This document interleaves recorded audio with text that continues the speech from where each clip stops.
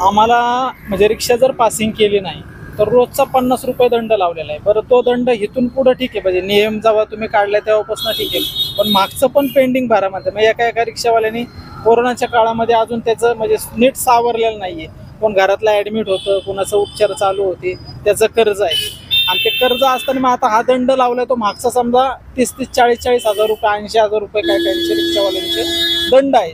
मग ते एकदम भरा म्हणतायत, तर ते आम्हाला काही मान्य नाही। आणि सध्या आता महाराष्ट्रामध्ये लाडकी बहीण योजना चाललेली आहे, स्वतः मुख्यमंत्री म्हणतात की मी पण रिक्षा चालकच होतो, म्हणून आम्ही त्यांना म्हणतोय की आम्ही पण तुमचे सख्खे भाऊ आहोत, आम्हाला सावत्रासारखी वागणूक देऊ नका।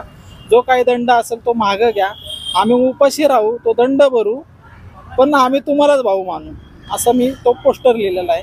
याच्यातनं जर त्यांनी खरंच जर रिक्षा चालवली असेल तर खरंच तो दंड ते मागं घेतील, आणि इथून पुढे जो दंड असेल तो आम्ही भरायला तयार आहे, पण मागचं जे पेंडिंग असेल ते त्यांनी माफ करावं।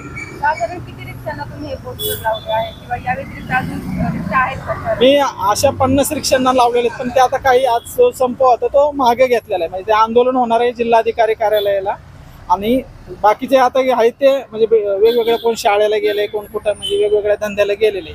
मग आता आम्ही जे आहे ते लावलेले ते रिक्षा घेऊन आलो तुमच्या